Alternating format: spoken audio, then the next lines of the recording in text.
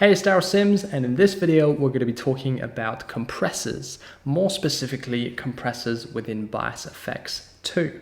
Now, all of the information that I share with you throughout this video will of course be applicable to any compressor that you may own or encounter in the future. But the great thing about Bias FX 2 is that we can experiment with a range of different compressors, which are of course available on the program and are modeled on physical compressors that you can actually physically handle.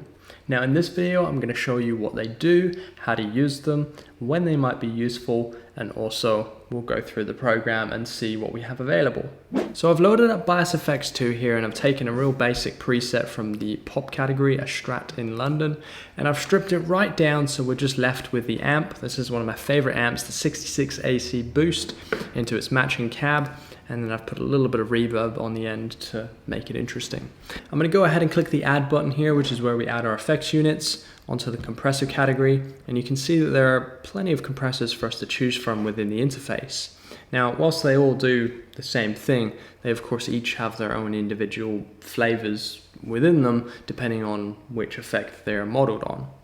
Now I'm going to start off with one of the more complex ones, actually, the advanced compressor. And the reason for that is because I think it's important that before I talk about what the compressors do and how they sound, it's important that you actually understand what a compressor does and how to use it. And I think the advanced compressor is a very good one to demonstrate this. Now it looks like there's a lot of dials on here, but if we simplify this, you've got the compressor section, the tone section, which is effectively a built-in EQ, and then an input-output knob, and the mix. And there's also a VU meter here, which stands for volume units. That's very helpful for us to actually visually also see what's going on. So not only will you be able to hear what's happening, but you can actually see it work through the VU meter. Now there are 3 modes on this meter, but we're going to go for this one here, which is gain reduction, and it shows the amount of reduction that it's going to apply when we actually use the compressor. Now just for reference, I've pulled up 2 VU meters here. The first one shows the volume units for the input, and the second one shows the volume units after Bias FX is active. So this will show you how the volume changes from in and out. So if I first turn Bias FX off, you'll see the VU meters are perfectly in sync.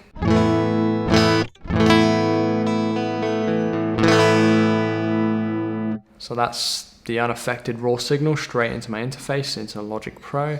And then if I turn Bias FX on, I'll turn the compressor off and we have this sound.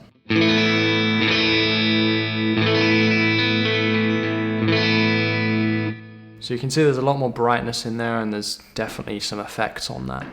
Now let's go ahead and play with this. So I'll put everything in its neutral position, and I'm just going to increase the output and we'll see what that does.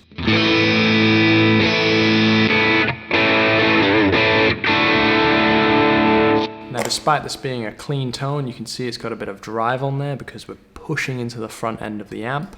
Now I'm going to set that to neutral, and we're going to begin to explore with this. Now if I bring the threshold up, you'll notice that does absolutely nothing.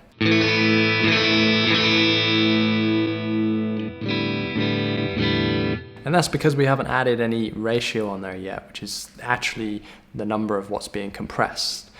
So if I put that on its maximum, -40, so anything above -40 dB is going to get compressed. And if I bring that up just to a 2-to-1 ratio, that means anything above -40 is going to be compressed in half, essentially. So it would sound like this. So you can see a 2-to-1 ratio is doing a lot there, and you can see that in this VU meter and also the output over there. You can see the input reaches 0 dB and the output reaches about -15 because there's a lot of compression going on there. It's a 2-to-1 ratio at -40 dB threshold. Now more realistically, this is obviously the extreme. If I bring this right up to 20-to-1, it's going to sound very compressed. It's so compressed it's not even reaching -20 dB. So that's obviously the extreme. If we bring it back to a more realistic setting, so perhaps anything above, let's go for about -24 dB with a ratio of 4-to-1.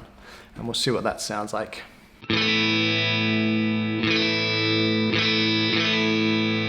So So you can hear the compression is definitely active there. It'll be even more prevalent if I bring the attack to 0. So you can hear it instantly kicks in, and then if we bring the attack back,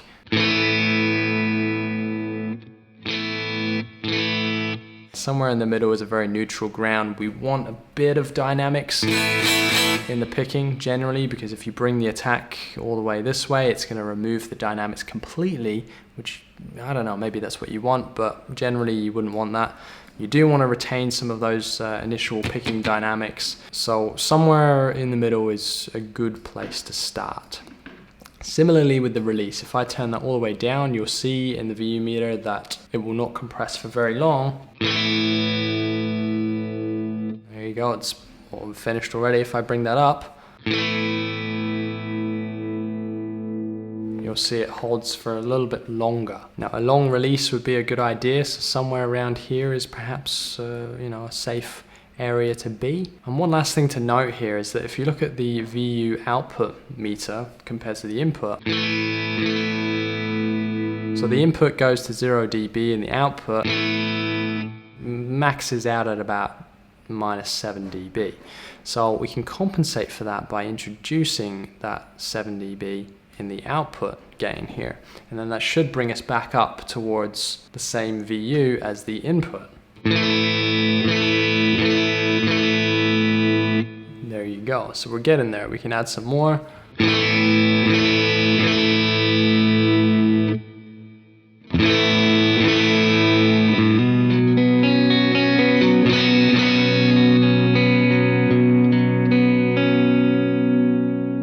Compared to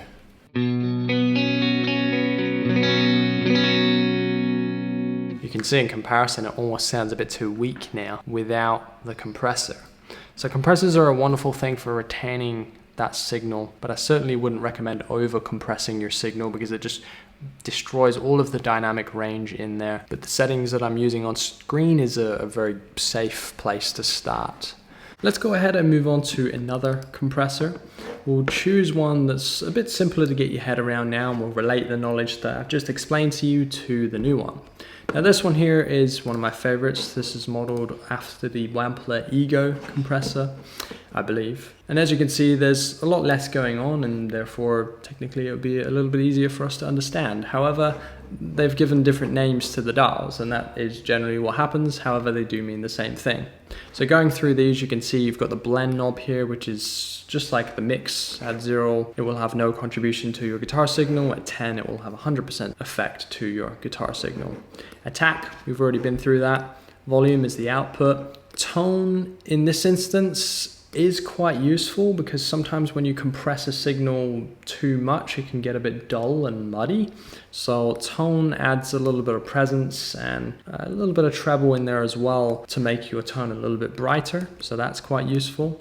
And then lastly, you've got sustain. Now sustain is essentially the ratio knob, I reckon, in this instance. And then blend could perhaps be your threshold knob.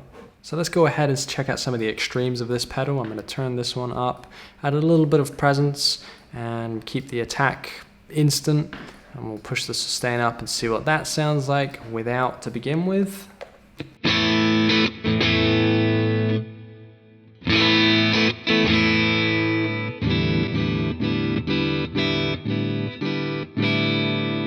So there's not too much going on there. There's a little bit. If we bring this one all the way this way, however, you can see that's doing a lot, and you can see physically in the output VU there, there's a lot of compression happening. If we bring that attack up, you'll see it's retaining the initial dynamics and then introducing the compression gradually. We'll bring that up and we'll bring this one back and put a more realistic value in. Let's go for, we'll bring some volume back as well here.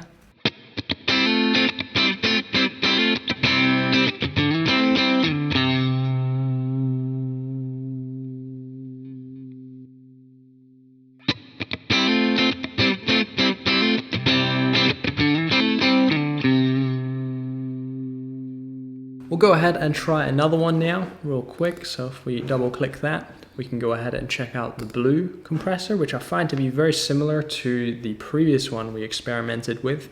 As you can see, it's got the same dials on here minus the blend, but audibly I think this one sounds very similar. I really do like this one. Again, let's just give it a quick play. Once again, we'll test some of the extremes. We'll bring this one up here, this one to the left, bring the tone up and the level up a bit. See what that sounds like.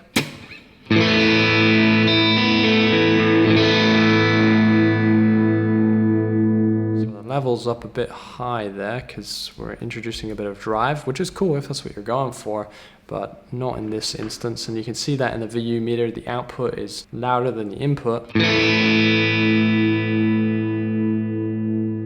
you see the input has already dropped off. The output is continuing on because of that compressor. And if I turn that off and on throughout, it'll sound like this.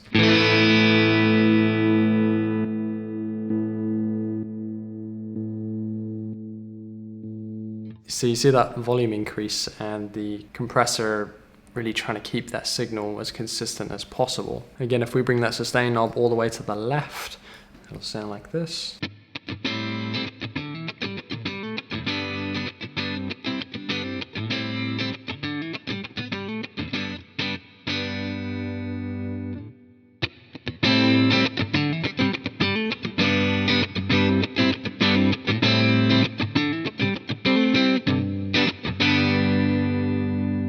So there's some drastic differences there, and of course I'm using this at its extreme, but if we bring this to a more sensible setting, perhaps midday is always a safe place to start here. That would sound like this.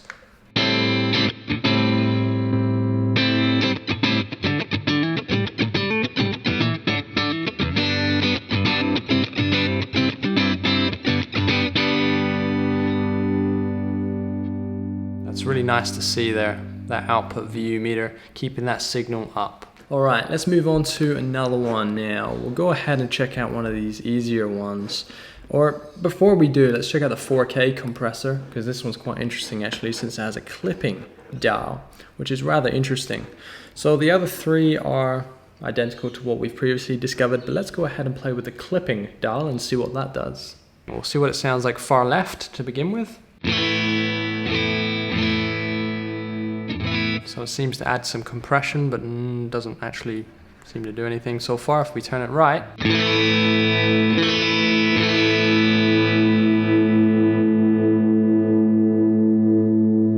wow, interesting. That's going and going and going.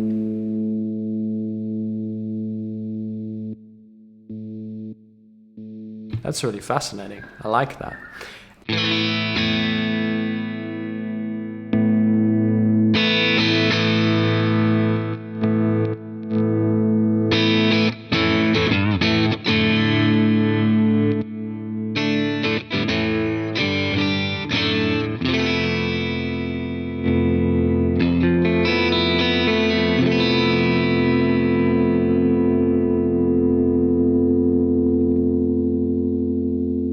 That's amazing. I like this one. This one's a really good one.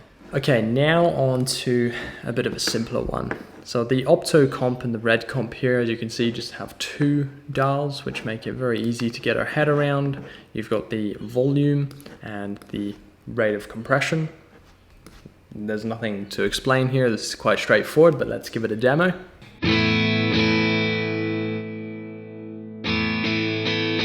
That seems to decrease the volume if you look at the VU meters, and then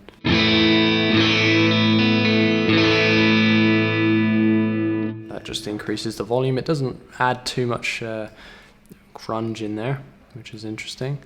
And on its extreme setting,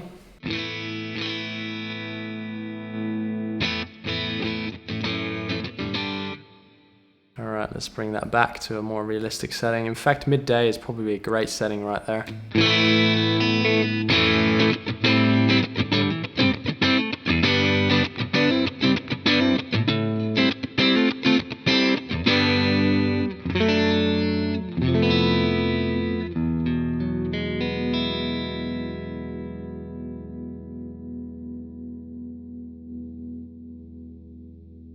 Fascinating.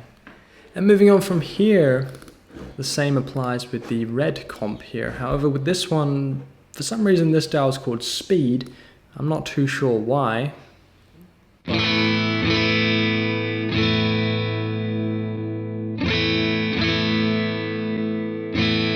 Yep, absolutely nothing. If I bring the output up, oh, that adds a lot of boost there. That's pretty impressive.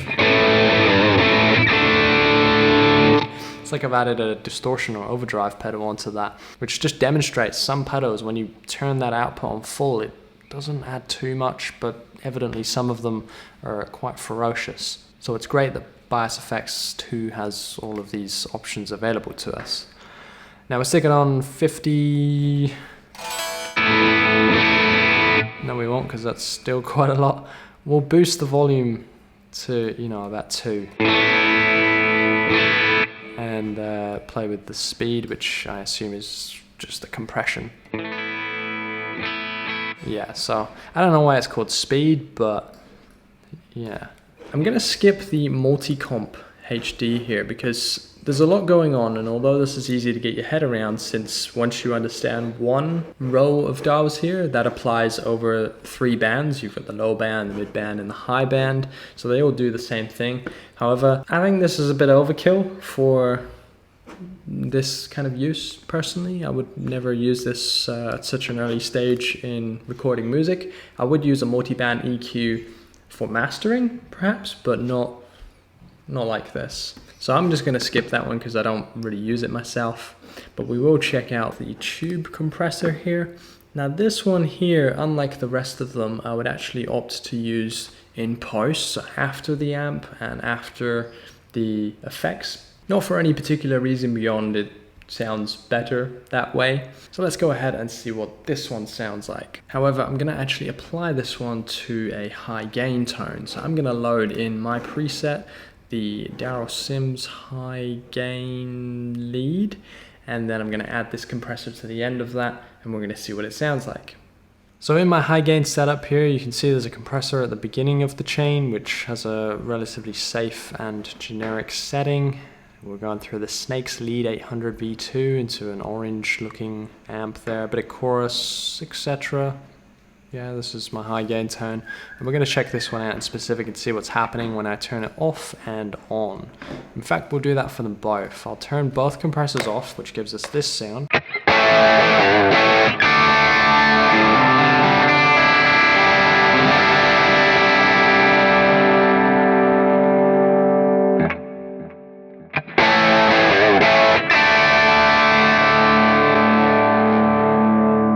So you'll see the first one is just very subtle. There's not really much happening there. It just softens those peaks a little bit. And then later on,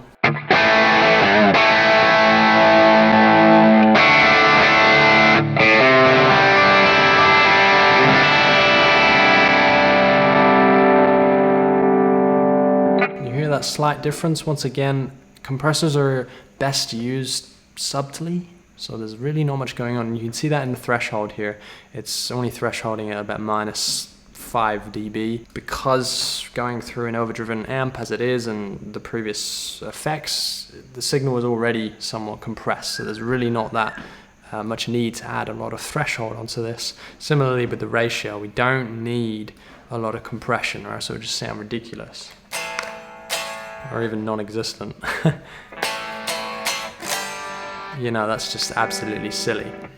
So there you have it. That should hopefully give you a really good insight into compressors and how to use them, particularly within Bias Effects 2. We've explored all of the, or at least the majority of the compressors within the interface. I hope you found this insightful and useful in your own knowledge. If you're interested to find out what more Bias Effects 2 has to offer, and I've done heaps of videos on my channel regarding Bias Effects 2, so you should just type in on YouTube, Darryl Syms, Bias Effects 2, and you'll find heaps of results. That's all from me in this video. I will see you in the next one.